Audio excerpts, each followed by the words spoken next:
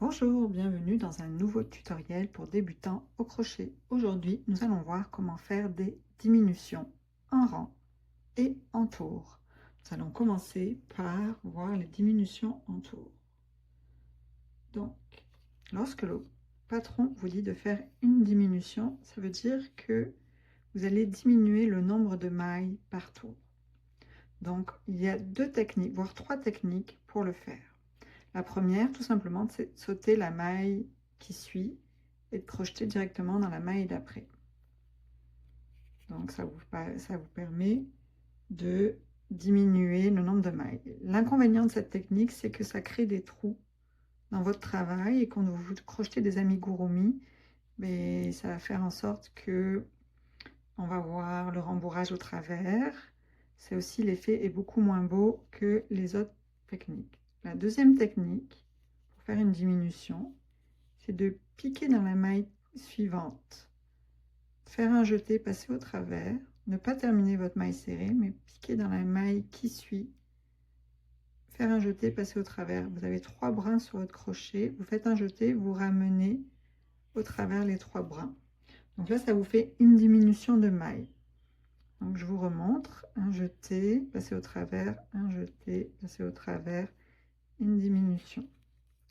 L'inconvénient de cette technique également, c'est que on voit la diminution. Donc on voit quand le travail est fait et terminé, ça fait un décalage dans les mailles, puisque les mailles sont différentes que les autres. Donc pour les amigurumi, ce que moi je recommande, c'est la technique de la diminution invisible. Pour faire une diminution invisible, je vais redéfaire, je vais vous montrer ça. Il suffit de passer votre crochet dans le brin avant, donc le brin qui se situe vers vous,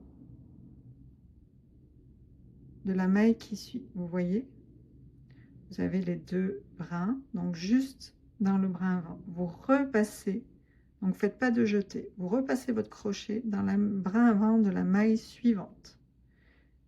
Comme ceci. Là, vous allez chercher votre fil, vous faites un jeté, vous passez au travers des deux brins dans lesquels vous avez passé votre crochet et vous terminez votre maille serrée.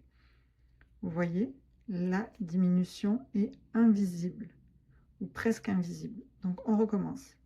Vous avez vos deux brins, vous passez votre crochet dans le brin, juste le brin avant, puis vous repassez de la première maille, puis vous passez votre crochet dans le brin avant de la maille suivante. Vous faites un jeté, vous passez au travers de ces deux brins et vous terminez votre maille. Donc vous voyez, pour les amigurumi, c'est vraiment la technique que je recommande. Elle permet de faire des diminutions dites invisibles et de faire en sorte aussi qu'on ne voit pas le rembourrage au travers. Donc voici pour le travail en rang.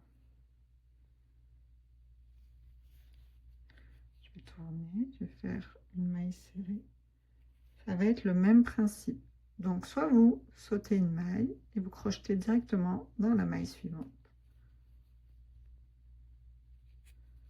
Voici. Donc là, le trou se voit vraiment moins. Donc c'est une technique que vous pouvez utiliser pour le travail en rang. Moi, je préfère utiliser la deuxième technique qui est de faire un jeté dans la première maille, passer, faire un jeté dans la deuxième maille, passer au travers les 3 mailles. Donc là, cette technique-ci se voit beaucoup moins dans le travail en rang et est parfois plus facile à faire que la maille invisible. On a moins d'enjeux au niveau de la visibilité. La diminution invisible, pardon, c'est la même chose que pour ce que je vous ai montré en rond. Vous passez uniquement dans les brins avant. Voici. Je trouve que moi, elle se voit plus dans le travail en rang que la deuxième technique de la diminution. Donc, j'utilise beaucoup plus la deuxième technique de la diminution pour le travail en rang et beaucoup plus la diminution invisible pour le travail en tour. Attendez, vous voyez, c'est même plus dur, je trouve, de faire des diminutions invisibles quand on travaille en rang.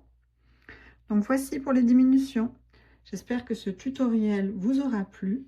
N'hésitez pas à vous abonner, à liker la vidéo et on se retrouve très bientôt pour un nouveau tutoriel débutant.